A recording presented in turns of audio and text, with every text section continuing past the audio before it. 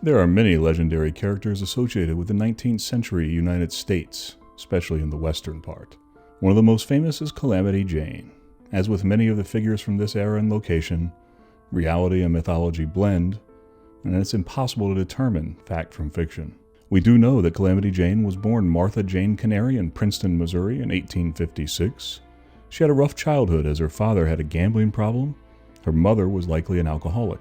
The family fled Missouri to escape prosecution for debts when Calamity was 8, starting on the Oregon Trail.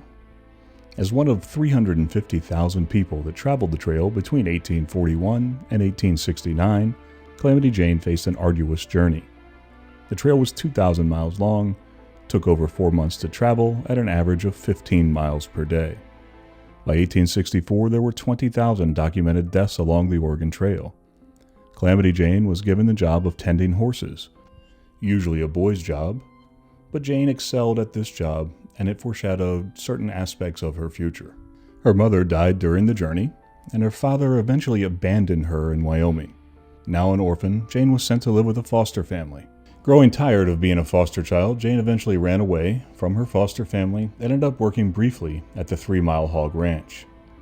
The Hog Ranch was a house of prostitution located about 3 miles from the western outpost of Fort Laramie in Wyoming. The Hog Ranch was what was known as a crib, which is a lower-level house of prostitution. The workers, as well as the customers, were more likely to be diseased than they were at the higher-end ranches, which were known as parlors and bordellos. The focus at the cribs was on quantity over quality. Most prostitutes at these ranches drank whiskey and used opium, morphine, and a mixture of alcohol and opium called laudanum. Suicide rates were high among these workers. This is likely where Jane became an alcoholic. She would remain tormented by this disease for the rest of her life. Disguised as a man, Calamity Jane accompanied the Newton-Jenny expedition into the Black Hills in 1875. A picture from this expedition shows her resting on a rock in men's clothing. This expedition also marks the first recorded use of the name Calamity Jane. It was used in a newspaper article that was sent back east. The author of the article called Jane a strange creature, yet praised her equestrian skills and her ability to drive oxen. When the commander of the expedition found out that she had stowed away with them, he sent her back to Fort Laramie. In 1876, she again accompanied an expedition out of Fort Laramie disguised as a man. This time, she was with General Crook in his effort to round up the Lakota and force them onto reservations. Crook became aware of her presence with his troops just before his battle with Crazy Horse at the Rosebud and sent Jane back to Fort Laramie. This battle was 8 days before Custer's defeat at the Little Bighorn. Almost immediately after her return to Fort Laramie, Jane headed out on the road again, this time joining a convoy heading to Deadwood, South Dakota, led by Wild Bill Hickok. At night, around the campfires, Jane would tell stories and draw crowds, keeping their attention with her animated banter. Although there is contemporary evidence that Hickok did not like Jane and sought to avoid her, as she was always begging him for whiskey, their arrival into Deadwood together allowed her to be associated with the most famous Western figure of the time. During 1876, it is believed that every other building in Deadwood was a saloon, and Jane evidently procured work at the Gem Theater.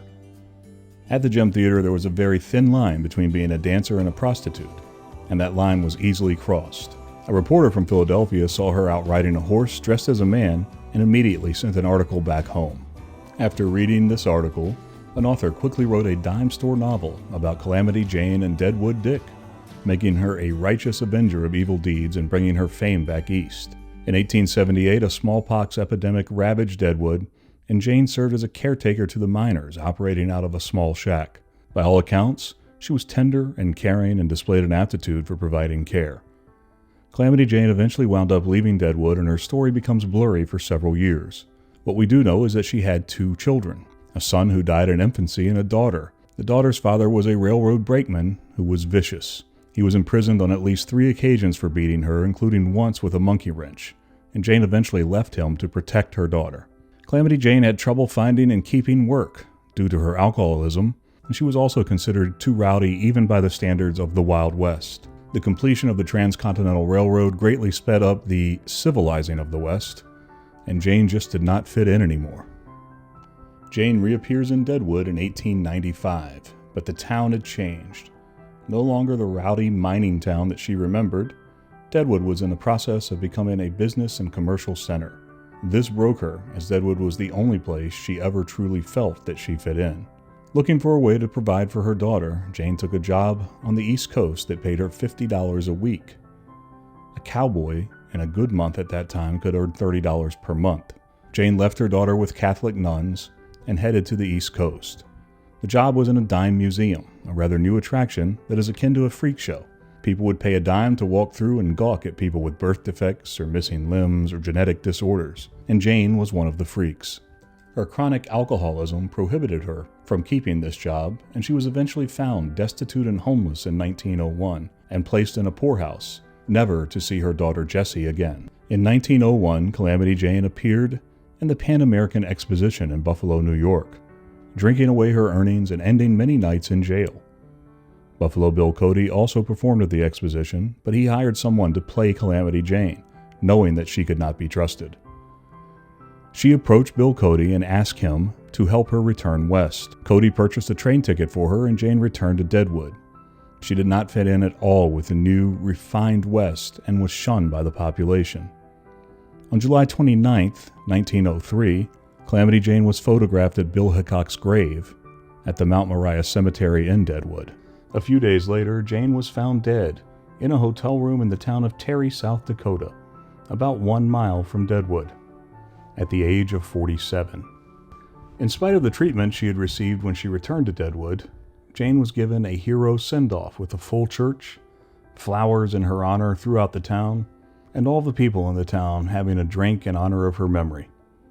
She was also given a prime burial location, buried right next to Wild Bill Hickok in the Mount Moriah Cemetery. Fitting that those two should be together forever after arriving in Deadwood together in 1876.